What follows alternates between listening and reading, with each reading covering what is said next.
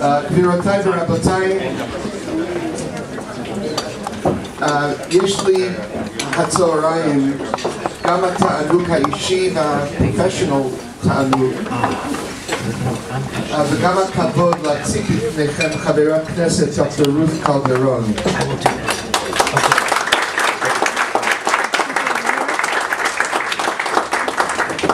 לפני, זה קשה לי להגיד את זה, אבל לפני בערך 35 שנה כשהתחלתי ללמוד, אפילו יותר מזה, התחלתי בלימודים לרבנות, אני ורובין אשתי היינו חלק מהפרויקט ליצור קיבוץ מסורתי שעכשיו קוראים לו קיבוץ חנתון, אבל זה התחיל בסלון שלנו בגולדסמית רזידנס הול, ואני הייתי המזכיר הראשון של הגרעין.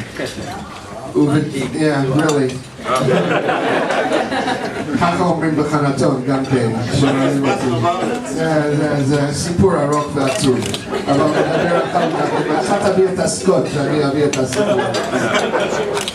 ובתוך העבודה הזאת הייתה לי ההזדמנות לפגוש אנשים בתנועה הקיבוצית המאוחדת, בתק"ם, איך שקראו לזה אז, להכיר אנשים שהיו מסוג אחר ממה שאני הכרתי, שקראו להם חילוניים. זאת הייתה הפעם הראשונה שאני פגשתי אנשים שבכלל לא היו דתיים והיו חברים בקיבוצים חילוניים לגמרי, אבל היו מעוניינים במה שאנחנו עושים וחשבו שמשהו חסר בעולם שלהם. זאת הפעם הראשונה שאני אפילו הכרתי שיש תופעה כזאת כחילוניים שהרגישו שמשהו חסר. ואני זוכר, אני רק הזכרתי לדוקטור קלדרון, היה לי ידיד טוב שהיה שליח אז, מוטי ארד, שאולי כמה מכם מכירים את מוטי, שהוא סוף סוף עשה דוקטורט בתלמוד, אבל כשאני פגשתי אותו, הוא עבד בכרמים בקיבוץ צורעה. ואיכשהו הוא התגלגל אלינו, זה סיפור בעצמו, ואני חושב שאשתו עדיין לא מבינה בדיוק מה קרה לו. אבל הוא היה בשבילי סמל של היהודי החילוני הזה שהרגיש שמשהו בחייו חסרים. עכשיו, אחרי יותר כמעט 40 שנה, אנחנו נמצאים פה עם דוקטור קלדרון, שהיא כמובן חברת כנסת, אבל מה שהיא עשתה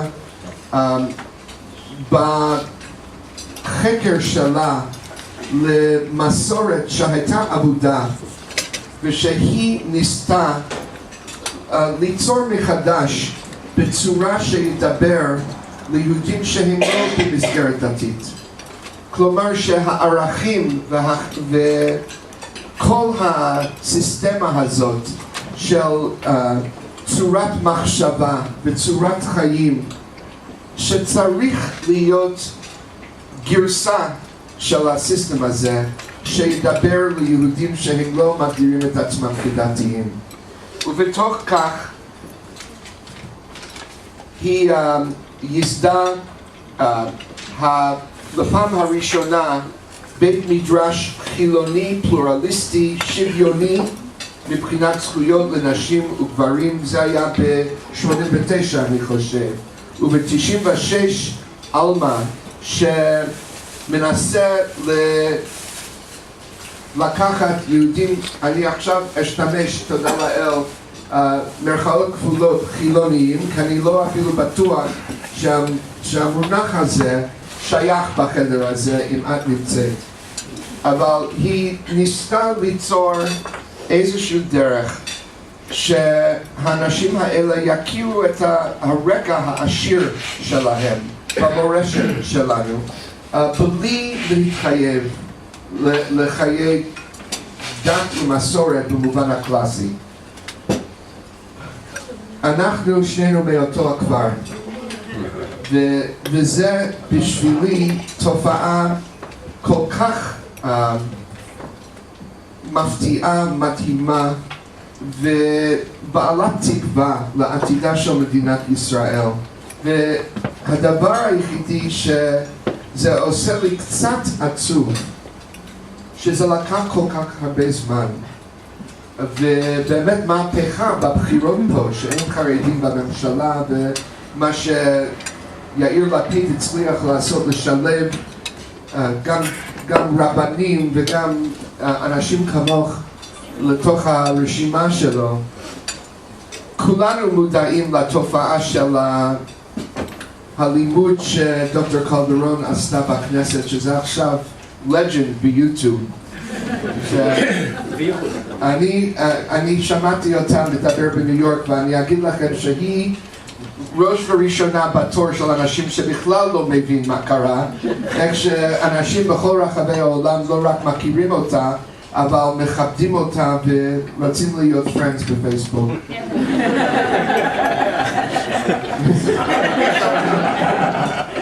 הרבה ממנו. אני אגיד לך, התגובה שאני הרגשתי אחרי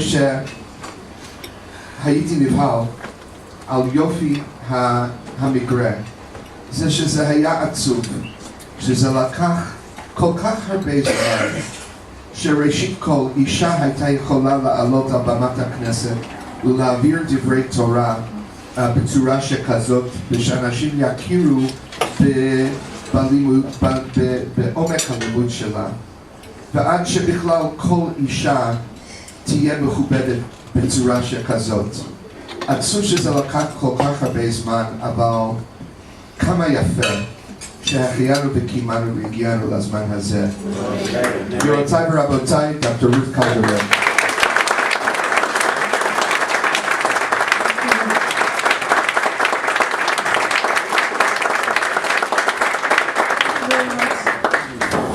Friday. Do you hear me?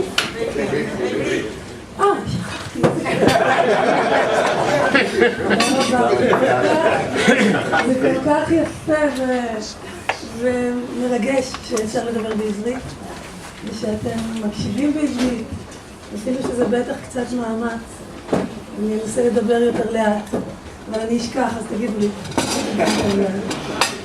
תודה רבה על הפתיחה הנדיבה.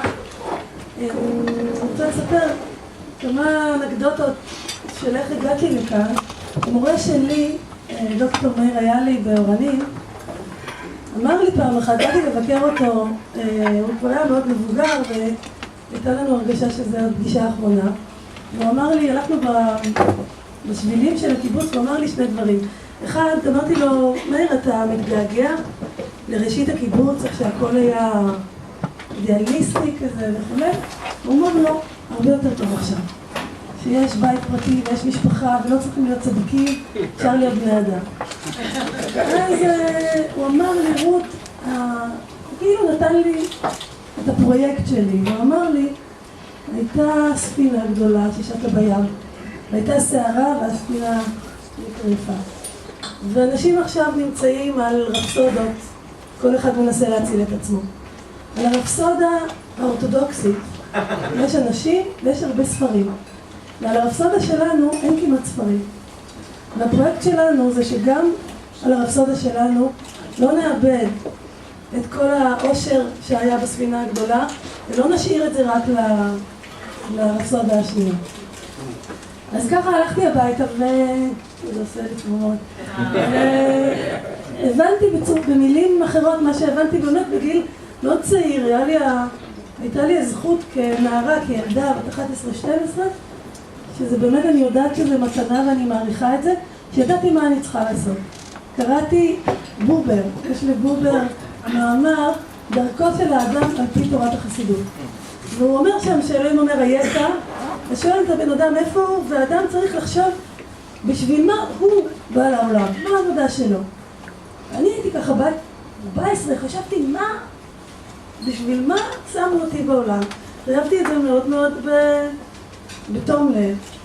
ואני חושבת שלפני ההזדהות שלי עם חילוניות למדנית, עם ההתחדשות היהודית, מה שאנחנו קוראים, Jewish Renewal באנגלית, גדלתי במשפחה מסורתית, ספרדית, אשכנזית, מעורבת, והיהודיות הספרדית שהתגלגלה מספרד לטורקיה, מטורקיה לבולגריה, משפחה שמדברת לדינו ומאוד מאוד יהודית ולגמרי לא הלכתית, פשוט גם לא אנטי הלכתית, כי לא היה שום ידע שבכלל יש הלכה איפשהו. אבא שלי תמיד הסתכל בתימהון, שהוא היה רואה חרדים, הוא היה אומר לי, מתקלה, בבולגריה, במוזיאון היהודי אין דבר כזה.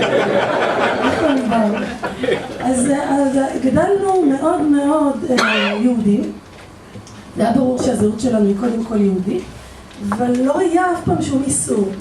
זה לא בא ממקום של איסור והיתר, אלא למשל על חזיר, אבא שלי אמר לי, מתקלה, את יהודייה, אז את הבת של המלך, אז תאכלי חזיר?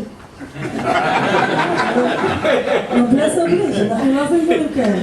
אבל אף פעם הוא לא אמר, אסור לנו לאכול חזיר, הוא היה אומר, זה לא,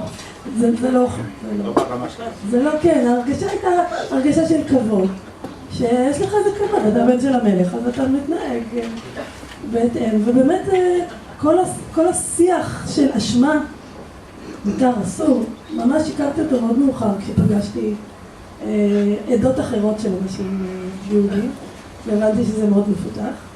אבל מהעולם הזה של הבית, ואימא שלי שבאה מגרמניה, וגם היא הייתה חילונית מבחינה הלכתית, אבל חסידית, מאוד רליגיוזית מבחינה פנימית, אני רציתי לחבר את העולם הזה לעולם הישראלי שבו גדלתי, שגם היה עולם יפה מאוד ומאוד עשיר, של תנועת הנוער, של הטיולים בארץ, של ציונות, ככה שנות ה-60 וה-70, אבל לא היה בזה, את זה. ואני הרגשתי במובן הזה שמשהו חסר. אני רוצה לעשות אינטגרציה בתוך הלב שלי, ולא לחיות, אתם יודעים, כשגדלנו היו מין סמינרים כאלה, שהיו שואלים אדם, אתה מרגיש יותר ישראלי, יהודי או אדם? וזה מין, כמו את מי אתה אוהב יותר, את אמא או את אבא. זה מין שאלות עם טעות בתוכן, אי אפשר לשאול דבר כזה. אז האינטגרציה אצלי, הדבר הראשון שהייתי אומרת על עצמי, שאני יהודייה. אבל היהודיות שבה גדלתי הייתה לאומיות ולא דתיות. כלומר, על החנוכיה של סבתא שלי בבולגריה היה כתוב מדינת ישראל. החוויה הייתה שאנחנו יהודים, שיש לנו לאום, ושהדגל והמדינה והריבונות, הרגישה שמותר לנו להיות במקום, לדבר עברית, שהמרחב הציבורי יהיה בו חגים, לא רק בבית הכנסת אלא בחוץ, שלוח השנה, גם ברדיו, גם בטלוויזיה, גם בעיתון, יהיה עברית, ושבבית ספר אפשר ללמוד את הסיפור העברי היהודי, זאת לאומיות. והדבר הזה הוא דבר שהיה לי מאוד מובן ומאוד יקר. בתוך הקונטקסט הזה אדם יכול להחליט אם הוא דתי, מה היחסים הפרטיים שלו עם הריבונו של עולם, וזה במשפחה שלנו היה דבר דיסקרטי. כלומר, לא היית הולך שואל בן אדם, אתה מאמין באלוהים? זה מין כניסה מאוד לא מנומסת לתוך משהו פרטי של בן אדם. אם ניכנס ליחסים מאוד אינטימיים, אז בן אדם יגיד לי או לא יגיד לי, אבל זה לא דבר שלפעמים אני רואה בחינוך הדתי שמורה שואל או דורש מילד לשים כיפה או להתפלל, זה ממש נראה לי לא מנומס. כלומר, דבר שצריך להשאיר לאוטונומיה, לפרטיות של הבן אדם, וזה גם בן אדם זה דבר שמשתנה במשך החיים. לא כל החיים אתה בדיוק אותו דבר, זה יחסים עם הריבונו של עולם. יש ups and downs, יש כל מיני, מתרחקים, מתקרבים, יש כל מיני תקופות. ואני, חשוב היה לי גם בשבילי וגם בשביל הילדים שלי, לשמור על הגמישות של התקופות האלה, ולכן אני חייבת להתוודות שכשהיינו בניו ג'רזי כמה שנים, והזמינו אותנו ללכת לבית הספר היהודי, איך קוראים לו? שכטר, אני הלכתי לדבר עם המנהלת, שהפכה להיות חברה טובה שלי, ושאלתי אם מוכרחים להתפלל, ומה שיש בבוקר תפילה, אז אמרתי לה תודה רבה, אז אנחנו נלך לפאבליק סקול, כי אני לא רוצה שילדים שלי יקשרו תפילה עם חובה. זה לא, בשבילי אישית, באתוס ממנו באתי, תפילה מוכרחה להיות בחירה ורשות, וגם היא תקרה כשהיא תקרה, לא בשעות מסוימות. אצל אמא שלי הייתה תפילה אחת ששימשה את כל החיים, והיה שהחיינו. על הכל אמרנו שהחיינו. כשהיה משהו טוב אמרנו שהחיינו, הגענו למקום חדש, אמרנו שהחיינו. פירות, ירקות, יום הולדת. שימו לב, זו תפילה מאוד יעילה. עד היום, אני אומרת, כשאני צריכה להגיד משהו, קודם כל אני לא שהחיינו. מה שאני מנסה לומר פה זה שהחוויה שלי שמשהו חסר לא הייתה חוויה של תפיסת עולם חילונית, ישראלית, לא יהודית, ריקה, אלא הייתה תפיסת עולם פוזיטיבית של יהודיות שהיא קודם כל תרבות ולאום, ובמובן הספרדי משפחה.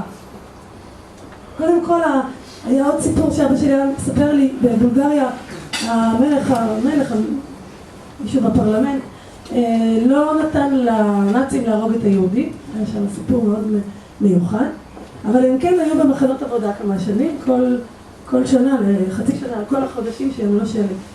אז אבא שלי היה שם בין 17-18, היה מחנה עבודה קשה, לא של הרג, אבל עבודה קשה.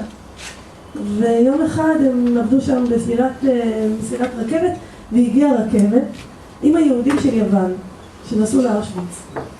ואבא שלי היה בין 17-18, אסור היה כאילו לתת להם שום דבר, אבל כל היהודים נתנו להם כמובן מים ומה שהיה אפשר, והעמים דיברו, הם לא דיברו את אותה שפה. אבל אבא שלי אמר לי, ברגע זה הבנתי מה זה להיות יהודי, שיש לך סולידריות טוטלית, מחויבת, האנשים האלה הם שלך, ואת תסתכלי בשבילהם וישבר לך, זה, אנחנו, הוא כאילו אמר לפני שהיה מילה כזאת, peoplehood, הוא אמר, זה המשפחה שלי, וזה נכנס לי מאוד מאוד ללב, ולהבין מי אני. אני מספרת לכם חתיכות קטנות, כי בעצם הגדילה בישראל של השנים האלה, לא היה דיבור ברור על יהודיות, בגלל שהייתה מבוכה, והיה הפרדה בינארית בין יהודי לבין ישראלי. ואני גדלתי בצד של הישראלי, ברפסודה הישראלית. אבל לא הסכמתי לבינאריות הזאת, ומאוד מאוד נמשכתי לאינטגרציה, ואני דווקא בניגוד לך מרגישה שהחיינו שכל כך מהר, כלומר אנחנו מחנכים מה קורה בזמן שאתה רואה בחינוך. בדרך כלל כל הדברים הטובים קורים אחר כך.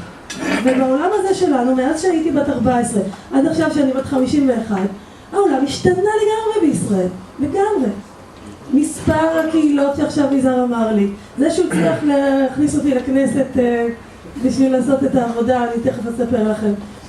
זה שבטלוויזיה יש הרבה מאוד תרבות יהודית. אתמול יוני רכטר, שהוא הקומפוזיטור הטוב ביותר בישראל, כתב לי מייל שנתנו לו פרויקט לכתוב אופרה, והוא מבקש טקסט. הוא למד בעלמה כמה שנים, ונתנו לאנשים יוצרים להכיר את הטקסטים הקלאסיים, הוא מישהו משיקגו, מישהו משיקגו, שזה הזכיר לי את פרופסור סימון פוקס, שהיה המורה שלי והגדיר לי באופן עמוק את הגרייט בוקס. אז עשינו קורס כזה של הספרים הגדולים של התרבות העברית, שהיא גם מושפע מאוד מווקסנר בצפון אמריקה, שלימדתי שם, זה גם כמובן לימד, וגם הפרויקט 100 של בוסטון. בכל אופן, יוני רכטר היה אחד הלומדים, ודבר כזה שיוצר בסדר גודל, אני לא יודעת איך להסביר לכם, זה כמו לנרד כהן יתקשר אליך ויגיד, אולי יש לך איזה טקסט בשבילי, אני רוצה לכתוב שיר, משהו כזה. הדבר הזה לא היה, אי אפשר היה לחלום אותו ב-89. אי אפשר, היוצרים הגדולים, הסופרים, משוררים, אנשי התיאטרון, המוזיקאים, היו כל כך בדחייה מכל דבר יהודי, כי הדברים היהודיים היו מין יידישקייט קיץ' כזה. משהו שממש bad taste, זה היה משהו תמיד עם קפה רע ועוגיות ישנות. אתה שואל על דונה קארן ואני חטפתי על זה בפייסבוק הרבה. אני אומרת, אבל זה דבר מהותי. אני אומרת שלעשות תרבות יהודית לא מחייב לא להתלבש טוב ולא שהקפה יהיה טעים והעוגיות יהיו הכי טובות. כמו כשאנחנו בפרופשיונל לייף, כמו שאנחנו נלך לישיבה או לפגישה, ככה צריך להיראות גם החינוך היהודי אחרי הצהריים או הלא של בית ספר. בכל אופן, אני רוצה נורא ללמוד איתכם סיפור קטן, ומשם נלך רק להגיד אז הרבה שנים באמת הייתי בעולם של ההתחדשות היהודית, ויחד עם יזהר וכל אחד מאיתנו במשלט אחר, אבל של אותו מהלך. וכל הזמן היינו, להגיד, קודם כל בעוני גדול, מבחינת משאבים. המדינה מממנת רק את היהודיות האורתודוקסית, וגם איזו הרגשה שאנחנו מדברים ואף אחד לא שומע. לכן אני כל כך נדהמתי מהיוטיוב הזה, כי אני אומרת אותו דבר, פתאום, למה פתאום כולם, איך זה שפתאום כולם שומעים? מאוד מאוד מעניין. זה הכנסת כנראה.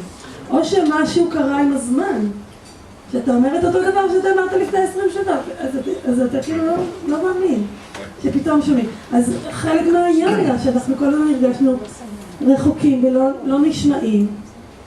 ואז הייתי באיזו פגישה היסטורית שחשבתי שאני סתם באה של כל האנשים שמתעסקים בהתחדשות יהודית, ושם יזהר נתן הרצאה עם מספרים. אתם יודעים איך זה פתאום אתה מבין משהו, פתאום הבנתי כל הזמן שמישהו חייב להיכנס לפוליטיקה. שכשאנחנו כל הזמן מבחוץ זה אף פעם לא יקרה. כי הפוליטיקאים הם לא מבינים על מה אנחנו מדברים. הפוליטיקאים הדתיים מביאים כסף לתרבות דתית יהודית, הפוליטיקאים החילונים לא יודעים על מה אנחנו מדברים. אז זה אף פעם לא יקרה. ואז שם אמרנו, טוב, אז כל אחד ילך במפלגה אחרת, ואמרתי, טוב, אז גם אני. כי יאיר לפיד הזמין אותי לפני כן, אבל אמרתי לו, יאיר זה לא בשבילי, אני לא זה, אני בחינוך. ואז ממש אחרי היום הזה אמרתי ליאיר, בוא נשתה קפה. וביקשתי בטוחה כי כבר היו לו 10, ולא חשבתי שיהיה לו 10. חשבתי שאני אצא גם בסדר וגם אחזור לספרייה הלאומית. בסוף מצאתי את עצמי לתדהמתי בפנים. על יאיר אני גם רוצה להגיד שאמרו לנו בשבוע הראשון של הכנסת, צריך לדבר 10 דקות. להציג את עצמכם. אז אמרתי לעצמי, מה אני אגיד 10 דקות, נאומים פוליטיים? אז כתבתי טקסט ליאיר, אם זה בסדר ללמד. אז הוא כתב לי טקסט, אם את לא עושה חברותות זה בסדר.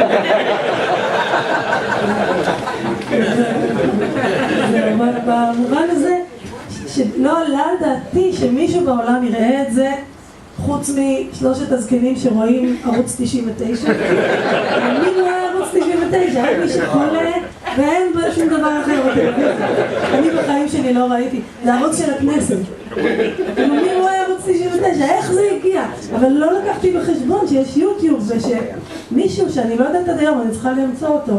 שם את זה ביוטיוב ומישהו אחר תרגם את זה לאנגלית ופתאום הבנתי שאנחנו בעצם כן נשמעים. ויש המון אנשים שמקשיבים, ויש המון פרטנרים בעולם, וזה ממש חוויה מדהימה, שכאילו וואו, הכל כבר קרה בימינו. אז בואו נלמד סיפור קטן, ואני צריכה לנסוע לחולת, אז ליד קריית שמונה בשבת, ולפני כן להיות בתל אביב, אני בונה על קפיצת הדרך, אבל בואו נפרד בדברי תורה. רבי זרע והבריונים, הבאתי את זה ב3 שפות, עברית, ארמית ואנגלית, כל אחד איך שנוח לו. הנו בריוני דהבה בשביבותי דרבי זרע, דהבה מקרב להו, כי היכי דנידרו להו בטיובתא. אני קוראת בארמית, מישהו חושב שהעברית הסתבכה לו. ארמית זה הפיג לטן של עברית. ואתה יודע ארמית. והבו קפ די רבנן. כנח נפשי דרבי זרע, אמרי, הדאיתנה, הווה אחריך קטין שקי, דהבה באי עליהם רחמים. השתה, מן באי עליהם רחמים? הרהרו בליביינו, ועבדו תשובה. תקראו רגע באנגלית מי שצריך ונעבור לעברית. יהיה בסדר עם הטקסט. אותם בריונים היו בריונים בשכנותו של רבי זרע. מה זה בריונים? תגידו באנגלית. טאגס, נכון? זה מילה מפוקס, לא שמעתי אותה. הוא אמר את זה על אחד המיליונרים הגדולים באפגניקה. ככה למדתי את המילה.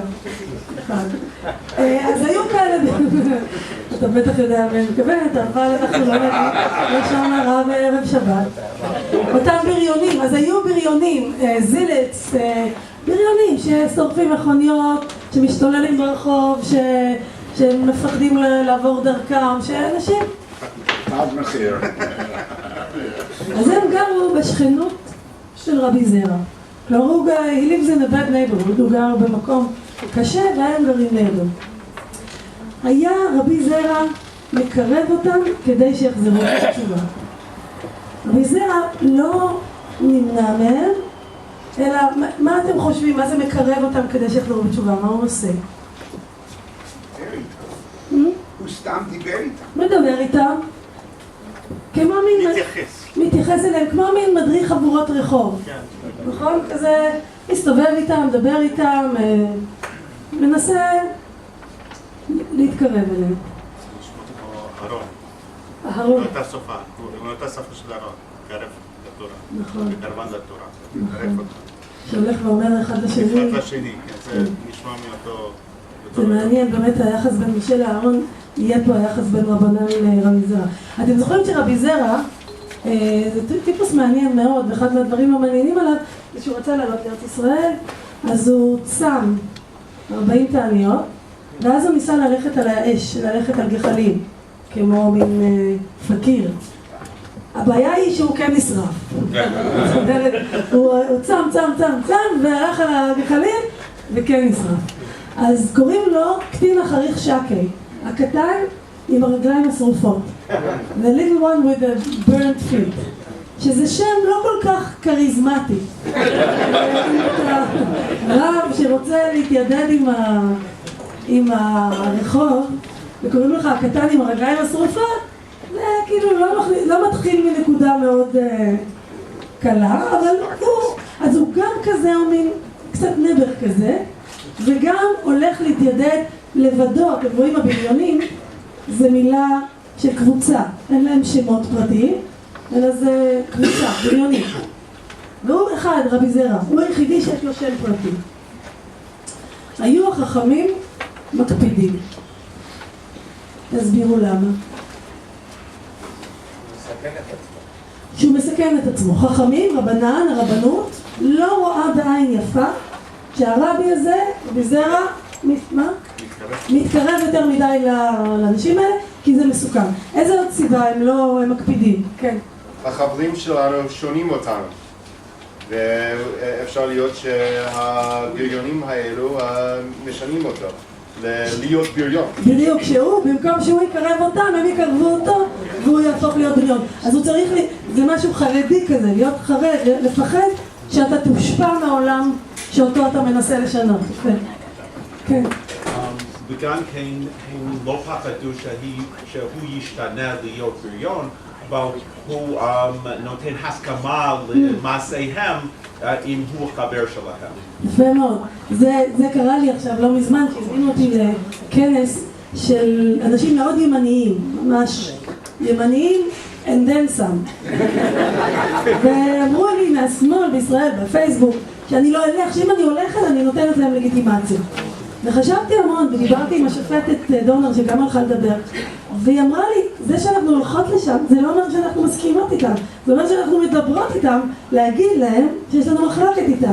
ובאמת הלכתי והיה, זה סיפור להזדמנות אחרת, היה לי שם איזה סיפור עם הרב, שאני אמרתי שגם גיי ולסביאן הם יהודים, הם בצלם אלוהים נוצרו, he didn't like that, אבל למחרת הוא טלפן להתנצל והיה מעניין. בכל אופן, השאלה הזאת, האם כשאני מדבר עם מישהו, זה אומר שאני מכיר בו. זה כמו כל מיני שלא יושבים עם קונסרבטיבים, לא יושבים עם רפורמים, כאילו יש עליו איזה מצלמה כל הזמן, זה משהו מאוד אדולסנטי. אם אני אשב לידו, נתתי לו, מי אתה שתיתן הכרה? אבל יש כזה דבר, רבנן, כן. שהם באמת יחזרו בתשובה. ואז קודם כל, אתה יודע, ככל שיש יותר דוסים, ומספר רבנים לאותו מספר, אז יש יותר מתמודדים. ואז ייכנסו לבית המדרש, הם גם ירצו להיכנס לבית המדרש. ואז הם באים מהרחוב. יש להם דעות, כל מיני, גם אם הם חוזרים בתשובה. הם עדיין סוג של אחר. דווקא הרבנים רוצים להשאיר את מה שהיה. בחוץ, מעניין. רוצים את הלב. חתרנים ומעניין, כן. בעקבות זה, כלומר, אנשים מתרגלים למסגרות שלהם. ובכן, הרבה יותר טוב לשים כל אחד בקטגוריה שלו, להשאיר אותם שם. אנחנו נשאר פה, קוראים לנו רבנן, אין לנו שמות פרטיים, אנחנו לא נחשפים. הם קוראים להם בריונים, גם כן אנחנו לא יודעים איך קוראים להם כבני אדם פרטיים, ורק רבי זרע הקטן עם הרגליים השרופות מאוד חשוף. הוא יוצא החוצה, יודעים איך קוראים לו, אומרים עליו דברים, מספרים עליו דברים, מבקרים אותו. יש בו משהו בתנועה שלו מעולם החכמים לעולם הבריונים שם ברחוב, הוא חשוף. הוא מסכן את עצמו, הוא מסכן את עצמו שיגידו עליו דברים רעים, הוא מסכן את עצמו שיקרה לו משהו. והוא גם לבד מאוד, כי החכמים לא נותנים לו גב בגלל כל מה שאמרתם, והבריונים לא סופרים אותו, כי הוא הקטנצ'יק עם הרגליים השרופות. מה הם צריכים? מין נודניק כזה, איך אומרים חנון באנגלית? זה לא נגד כזה, שהם, יש להם אופנועים, יש להם זה, הם כאלה קולים, לא איזה יהודי קטן, בא לנתנת להם, אז זה לא חברים שלו, אז הוא נשאר באמת מאוד לבד, עם הרגליים השרופות שלו, אבל לא מוותר, מתעקש עליהם. וגם הוא היה מקרב אותם, לא כל מה שהוא כן היה מביא אותם לקראתו. היה מקרב אותם כדי שיחזרו בתשובה. מקרב, השאלה מה הפועל אומר. הוא הצליח או לא? לא יודעים, תראו כמה מדהימה היצירה הספרותית הזאת. זה פרוזה, זה יצירה פואטית, אבל ממש מדויקת כמו שיר. אי אפשר כאן לשנות אף מילה. השאלה שלך היא נורא מדויקת. היה מקרב אותם כדי שיחזרו בתשובה. אז הם חזרו או לא חזרו? הכותב, האנונימי, הגאון בעיניי, לא נותן לנו תשובה, אבל מכניס לנו את השאלה. אז כמה זמן הוא קרב אותם? אז הם חזרו או לא חזרו? יש כאן איזה קונטיניוס כזה, וכל הזמן מקרב אותם כדי שיחזרו בתשובה. זה יכול לקחת שנה, זה יכול לקחת 5 שנים, זה יכול לקחת כל הקריירה שלו. שהוא הולך והוא מבקש והם לא מסתכלים עליו, ואנחנו לא יודעים אם היה משהו אפקטיבי, וזה בעצם מה שהסיפור מנסה להבין, גם מתי מתרחשת התנועה הנפשית אצל בן אדם. מתי אתה באמת בחינוך נוגע במישהו, ומשהו קורה לו. בדרך כלל כשאתה לא בתהליך ארוך ושאתה לא לגמרי יודע את זה. סליחה, דני הגבול לו בטיובטה, זה שיחזרו בתשובה, שיחזרו בשאלה. טיובטה בתשובה. תשובה? טיובטה? כן. קושיה וטיובטה. Refutation. טיובטה. היו החכמים מקפידים. עכשיו, כאשר מת רבי זרע, זאת אומרת, זה קורה, פתאום הוא מת. כאשר מת רבי זרע, אמרו הבריונים, עד עכשיו היה רבי זרע חרוך השוקיים שהיה מבקש עלינו רחמים. כעת, מי יבקש עלינו רחמים? הרהרו בליבה ועשו תשובה. זה ממש, שוב, לכל המחנכים ולכל ההורים שבינינו, זה קטע מדהים. כלומר, הוא מנסה. אנחנו אומרים לילדים, סדרו את החדר, שום דבר לא קורה. פתאום אנחנו נוסעים ל3 ימים, נעלמים, רצוי שלא נמות באופן ביולוגי, זה יותר קשה, אבל אם אתה יכול למות קצת מבחינה נוכחות, תן להם אוויר, פתאום קורה מה שכל הזמן רצית שיקרה, ואמרת להם, ואז אנחנו מבינים שאנחנו חסמנו את זה שזה יקרה להם. כי כל הזמן שאתה אומר להם, אז אין מקום, אין מקום לתנועה. ורק כשהוא מת, פתאום הבריונים האלה אמרו לעצמם, אוי, עד עכשיו היה הזקן הזה, ההוא עם הרגליים, שהוא היה מתפלל עלינו, עכשיו מתפלל עלינו, פתאום אתם זוכרים את המשחק הזה שהיו מספרים, והיה אפשר להזיז אותם ככה, לעשות משחק היום תינוקות כבר עושים ככה במשחקים, שיזוז מספרים, אבל אז היה כזה אחר.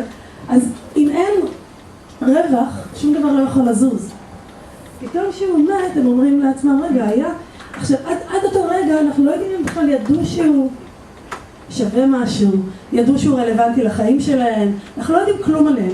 עכשיו שהוא מת, פתאום, בשנייה אחת, מדברים הבריונים ביניהם ואומרים, עד עכשיו היה הוא, עכשיו מי יהיה? טוב, חזרו בתשובה. פתאום הדבר שנראה בלתי אפשרי, תהליך השלום. אתה מנסה, כלום לא קורה. אתה מת, תוך שנייה עושים שלום. מה? פתאום אתה מבין שאתה הפרעת למה שכל כך רצית. בהורות זה קורה כל הזמן, אני חושבת. מרוב שאנחנו רוצים לעזור לילדים, הרבה פעמים כדאי, זה גם טוב נגד רגשות אשמה. אם נוסעים מחוץ לבית, זה טוב. תמיד אנחנו דואגים שעכשיו הילדים צריכים אותנו, אז לא. בכל אופן, יררו בליבם ועשו תשובה. רבי זרע היחיד הזה, אני חושבת שהמספר מאוד מעניין, כי המספר הוא מרבנן בעצמו, הוא אחד החכמים, אבל הוא מספר לנו כאן סיפור מאוד ביקורתי על רבנן, בדיוק על מה שאמרת קודם, שאפילו שאנחנו עם הכוונות הכי טובות, אנחנו סוגרים את עצמנו בתוך כנסיות כאלה, סילוסים כאלה, שאנחנו כל הטובים נמצאים בפנים, וכל הרעים נמצאים, אנחנו ב-JTS, הם בהרלם או באיפה שהם לא נמצאים, ובאופן עקרוני אנחנו רוצים שיקרה להם משהו, אבל באופן אישי אנחנו לא רוצים לגוע בהם, והם לא רוצים לגוע בנו.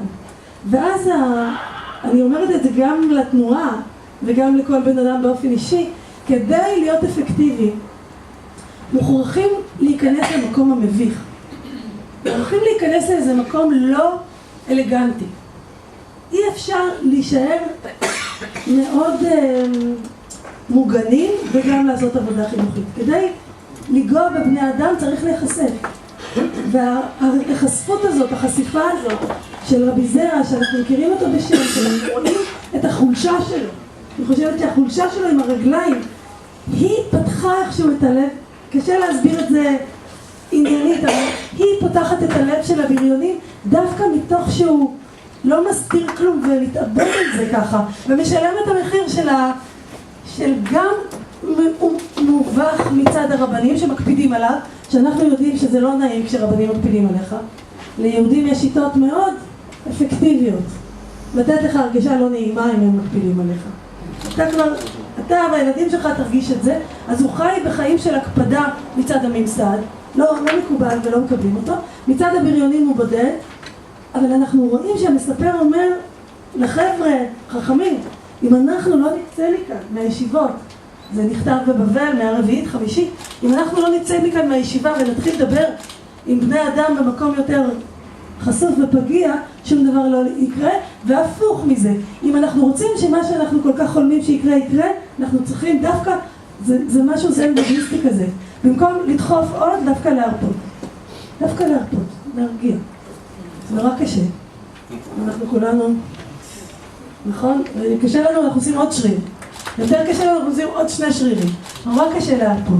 וזה מעניין, במובן שמה שפתחת, שיש הרגשה היום בכנסת בכל אופן, שיש איזה שעת חסד, יש תקווה. אתם הייתם, אני ראיתי אתכם בגלריה, ומירב מיכאלי הלכה לחרדים ואמרה להם, תברכו אותם. אז מיכאלי אמר, יהרגו אותי. אבל הוא לא, הוא בעצמו בשמחה היה מברך, זה כבר משהו אחר. הוא לא רוצה עכשיו להתחיל לעשות דרמה פוליטית, אבל ראיתם שיוני שטבון שהוא אורתודוקס, גם כן ימני מאוד מאוד מאוד, מאוד בנימוס ובשמחה, קיבל את פניכם, וזה כן דבר שאני חושבת שלא היה קורה לפני 2 כנסות.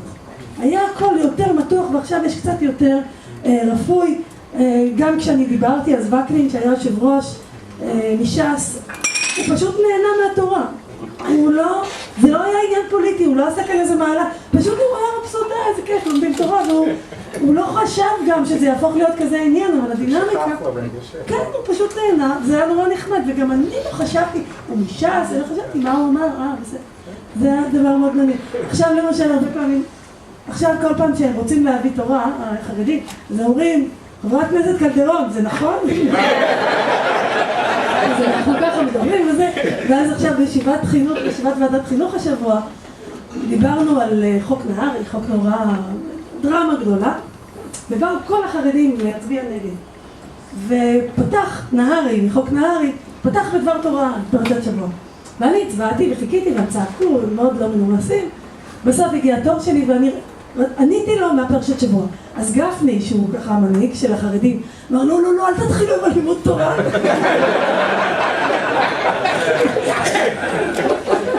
ופתאום את חושבת שכאילו החרדים בכנסת הם נורא אוהבים ללמוד, הרי הם בכנסת כי הם לא בדיוק כל כך אהבו ללמוד. אז כל פעם שאני מביאה ספר, וככה לא, בבקשה, קצר. זה נחמד ומשעשע, ויש הרגשה גם בגלל שאנחנו נמצאים שם ביחד כל כך הרבה שעות שבסוף מחבבים אחד את השני, גם בגלל שיש הרבה הפתעות. מנדל של בית ספר מנהיגות חינוכית, אבל שלמדתי, תמיד אומר it's all about who. זה בסופו של דבר הכל אישי. בסופו של דבר כל האידיאולוגיות וכל ההצבעות זה הכל אישי. הוא עשה לי, אני עושה לו. וכשיש עכשיו 40 ומשהו חברות וחברי כנסת חדשים שהם לא פוליטיקאים במקצוע, והם באו באמת לנסות לעבוד טוב, ויש אווירה יותר נעימה של הרבה פחות צינית, הרבה יותר סנסיר כזאת. לא שאנחנו תמיד יודעים מה לעשות, אבל לפחות אנחנו באמת משתדלים לעשות את זה טוב. אז כל האווירה בבית, פואד בן אליעזר, שהוא זקן חברי הכנסת עכשיו, כבר 30 שנה במשכן, הוא אמר לי, כזה דבר אנחנו לא ראינו אף פעם. לא ראינו כל כך הרבה נשים, לא ראינו כל כך הרבה אנשים צעירים. כשעשו השבעה, שהיינו צריכים להישבע, אז ביקשו כרטיסים לסבא וסבתא. הוא אמר, אף פעם בחיים לא היו פה חברי כנסת שיש להם סבא וסבתא. לא היה מספיק כרטיסים. יש הרבה מאוד אנשים צעירים, מאוד. שאגב, אני לא מקנה בהם, כי זה חוויה מאוד מטלטלת. ואני יותר צעירה, לא הייתי עומדת בזה. זה מאוד, מאוד in your face, אנשים, תוקפנות נוראית, אבל הם מחזיקים מעמד. אז זהו, אני רוצה לעצור כאן, בגלל שאם יש מישהו שרוצה לשאול משהו או על פוליטיקה או על פוליטיקה, כל זה פוליטי, אני אשמח לענות. אני רק רוצה לומר בקשר לפייסבוק, כל בוקר ב6:30 בבוקר, אני מניחה משנה, זה כבר שנה לפני הכנסת, ויש לנו קבוצת לימוד של מאות אנשים מכל העולם. האמריקאים נכנסים בצהריים, אנחנו מתחילים בבוקר, וזאת חוויה מאוד מאוד מעניינת גם של, יש שם כל מיני אנשים משיחיים כאלה, שלפעמים מה שהם אומרים אותם. אבל יש באמת אהבת התורה וגם משנה ביום, זה בדיוק כמות שאפשר. אז בקיצור, אתם מוזמנים, זה דרך טובה להמשיך לשוחח. אז בבקשה.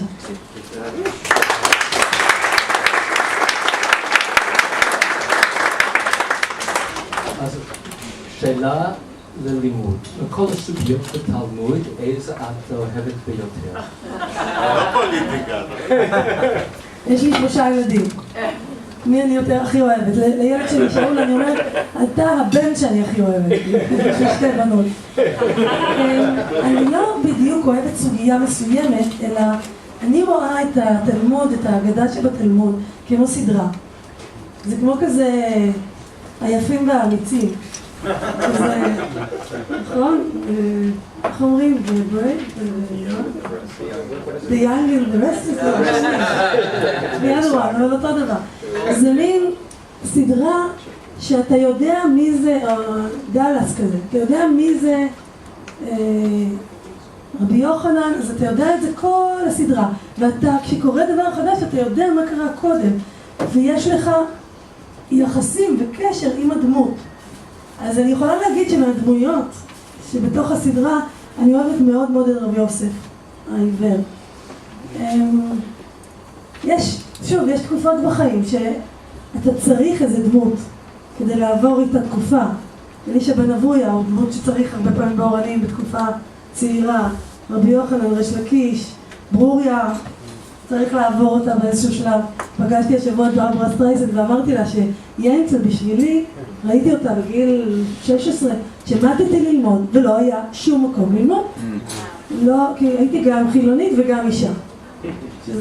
ואמרתי לה, אני בדקתי את הרעיון של להתחפש לבחור, אבל לא חושבת שזה הרבה. אבל זה ממש דמות שהייתה בשבילי משמעותית, אז אני יותר ביחסים עם דמויות בסדרה מאשר עם סוגיות מסוימות. כן, קשה לי לבחור. אני כתבתי ספר של 18 סיפורים תלמודיים, שעכשיו יצא באנגלית השנה ב-JPS, נכון? ככה קוראים לזה? אז אתה תראה את ה-18 הפייבוריט הראשונית, ועכשיו אני כותבת עוד אחד, אז אני כותבת מין א' ב', שבכל אות אני כותבת איזשהו מושג מהתלמוד שמשמעותי בשבילי. אז די חשוף מה אני אוהבת. אז דיוויד שם? אז אפשר בכל רב. בכל רב. אני רציתי להתייחס למה שאבא שלך אמר. כן. שהוא רק תגידי מרגיש- מאיפה אתה. אני מירושלים, נולדתי בשיקגו, למדתי ב-JTS, יש לי 4 ילדים.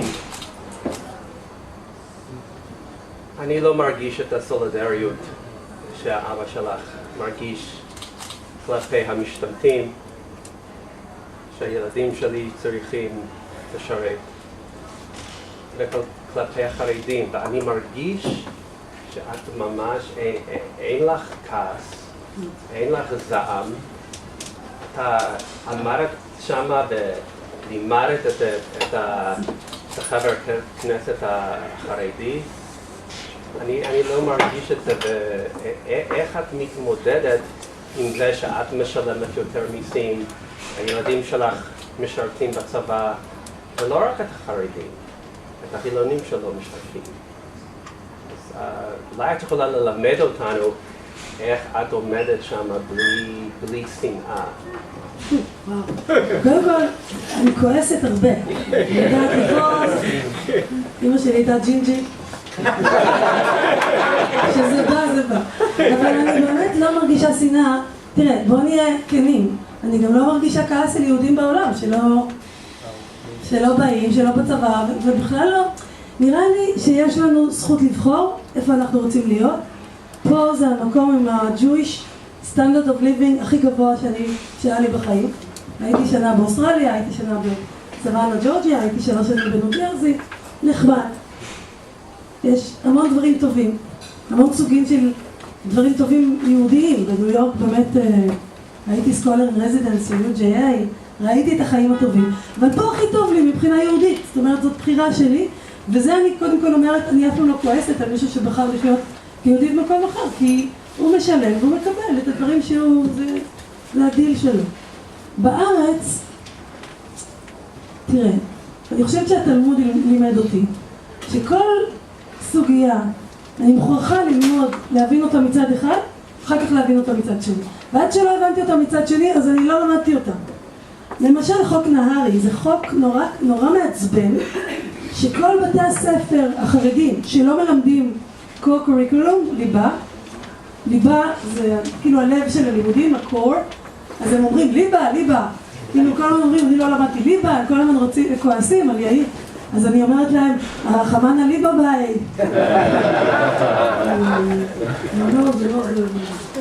אז האנשים האלה, אז הם מקבלים כסף מהמדינה, בעצם על חינוך אנטי-ציוני, זאת אומרת, הם מקבלים כסף מהמדינה הציונית כדי לנהל אוטונומיה אנטי-ציונית. שזה באמת.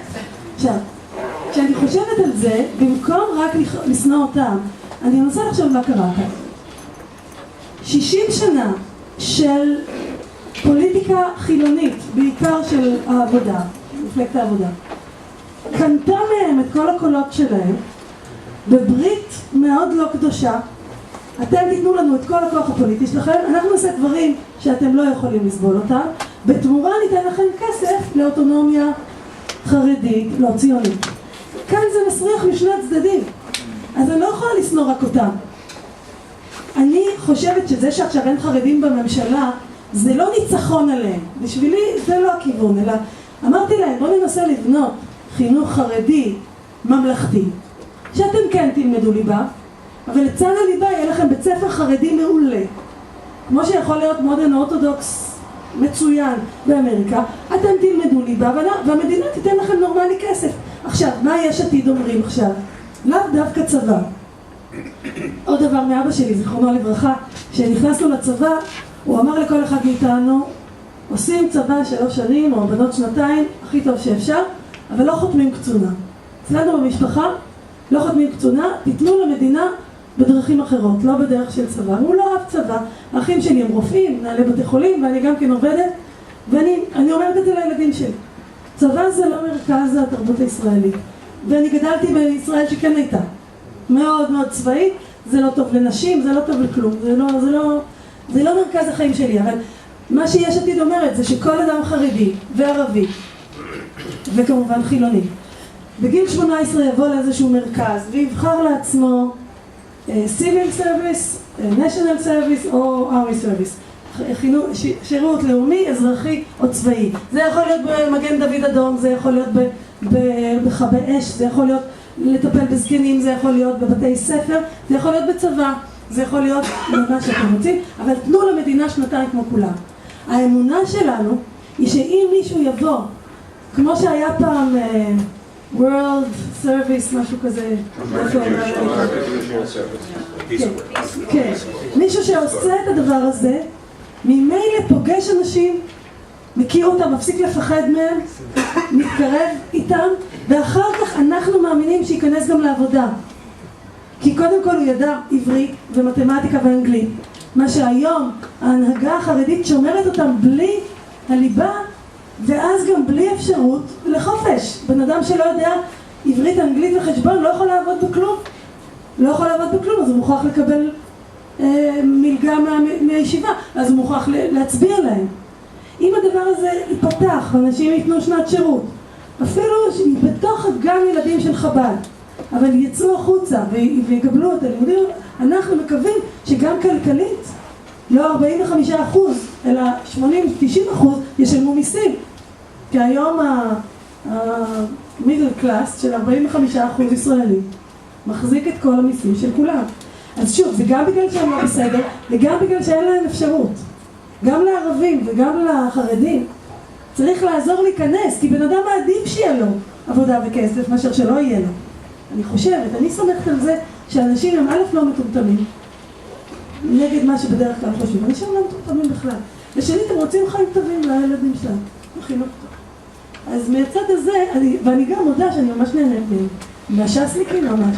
הם מצחיקים, הם נורא חז"לניקים, הם מאוד ענייניים, קיצור, תבואו לבקר, אני אקריא לכם אישית. שאלה אחרונה. משה דהן, מפנסילבניה. מסקרן אותי איך את רואה מהסביבה שבעשור האחרון העניינות בתלמוד, במיוחד בחברה הרחבה, הסרט הרת שוליים, הרצאות בספרייה הלאומית על התלמוד, שיש בקהל חילונים, דתיים, ספרדים, אשכנזים. איך זה קרה? הספרייה הלאומית, זה היה התוכנית שאני עשיתי כשעוד עבדתי שם, ואני מאוד שמחה איך שהיא הצליחה, היה מלא, לא היה מקומות, זה היה פשוט מדהים, באמת מפתיע. הערת שוליים גם זה לחוג לתלמוד, איפה שמאוד קשה לגמור דוקטורט. לא הייתי באה לארצות הברית עד היום, הייתי כותבת. מה שאני חושבת שקורה וקרה, א', העבודה הזאת שנעשתה באורנים בשנות ה-70 והמעגלים האלה אחר כך בפעל ובאלמה ובאלול ובקולות ובנגב, זה עובד. לאט לאט יש משהו בשל. אבל דבר מעניין שאני רוצה לומר לך זה ככה. הדור החדש של ההיפסטרים הוא דור מאוד מעניין, והוא דור בלתי מקראי. הדור החלוצי של הדורות הראשונים מאוד אהב את התנ"ך. נכון? לכולנו קראו שמות תנ"כיים, צבא, טיולים, לא דיבורים. הדבר הזה כבר, יש איזה דיסילוז'נמנט ממנו. והדור החדש מחפש, יחד עם המדינה, משהו יותר בוגר. משהו יותר מורכב. משהו פחות אדולסנטי. והתלמוד הוא בשבילי, ולכן אני מוקסמת ממנו, פשוט ספר באמת למבוגרים. ספר שהוא לא... הוא אוהב את האנושיות. את זה שהבן אדם הוא לא מושלם, הוא לא... הוא ככה, אנושי. ככה זה פסגת האנושיות. לא להיות, דווקא להיות קטין החריך שקי, ולא להיות איזה... איזה יפהפה. והדבר הזה היום יש התהפכות, היפוך. הירושלמים הדתיים הלאומיים, היותר משיחיים, הרב קוק, לומדים רק תנ"ך. הם הפסיקו ללמוד תלמוד, והם חזק נורא בתנ"ך, כי התנ"ך אומר, זכותנו לארץ, מלחמה. והתל אביבים שהיו חילונים, ולמדנו רק תנ"ך בבית ספר, ולא למדנו משנה בתלמוד, אצלנו יש דווקא פחות גיוס לצבא למקומות של הגיבורים. אני עוד בשכונה כזאת שכולם נכנסים לצבא עם סכין בשיניים, ואני קצת מפחדת עכשיו בתור אימא על הבן שלי, סליחו לי, אני מקווה שזה לא מוקלט, שעכשיו יש באליטה החילונית התל אביבית רצון להצטיין במקומות אחרים, לא לתת למדינה, אבל לא דווקא להיות גיבור בצבא. יש עוד אופציות, מה שקרה דרך אגב באמריקה. רוב הציבורי יהודי לא הולך לצבא, אבל כן, הרבה אנשים הולכים להיות רופאים, להיות בחינוך, לנסות לעשות תיקון עולם. זאת אומרת, האופציות של איך אפשר לעשות טוב התרחבו, ומכיוון שהאופציה היא לא רק צבא, הטקסט הוא לא רק תנ"ך. והטקסט הולך לכיוון של תלמוד. יכול להיות שאני טועה, אבל זה מה שנדמה לי שאני רואה שקורה, ולכן זה הולך נורא חזק לאמנים. לכן זה הולך אנחנו נראה את זה במוזיקה, בספרות, וגם כשדבר היה על המדף 50 שנה, באופן טבעי בתרבות הוא יחזור. זה היה כל כך רחוק מאיתנו, שזה שוב נורא מרגש. זה כמו בטורקיה וברוסיה, כשזורקים לגמרי את אלוהים למספיק שנים, הוא פשוט חוזר. אם זה לא תהליך טבעי, גם הציונות עשתה חיתוך. ויש איזה ריפוי עכשיו. תודה רבה לכם, שבת שלום.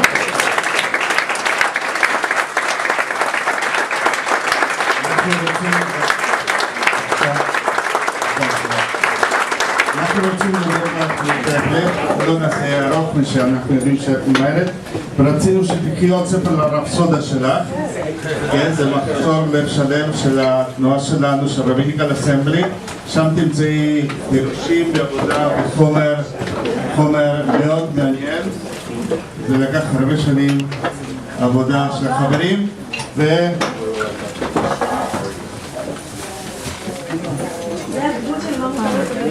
Yes.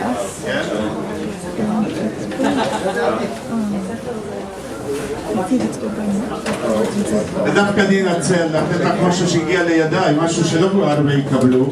זה טיוטה של פותח שער, זה המחזור ישראלי שהתנועה מוציאה, זה הטיזר, זה יהיה הספר. אז תודה רבה לך, שבת שלום.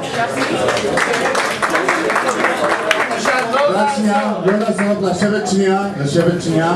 קודם כל בוא ניתן לחברת כנסת רות קלדרון לצאת, כשהיא צריכה, היא ממהרת להגיע לקיבוץ חולתה, לא לעכב אותה.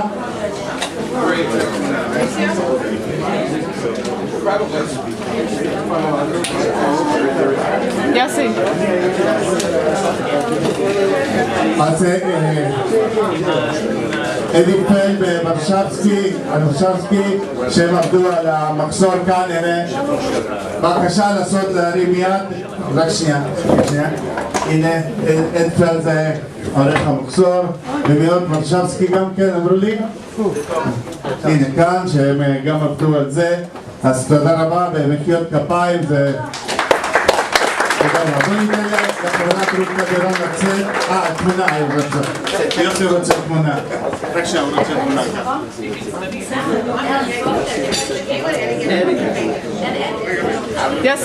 Yossi, both ways. Do one and then the other.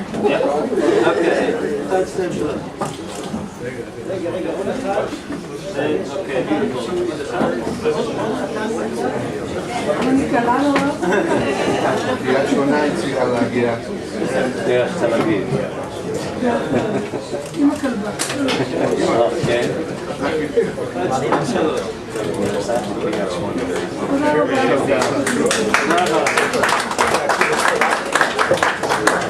תזמין לי בבקשה עוד 3 דקות ואני אשחרר אתכם.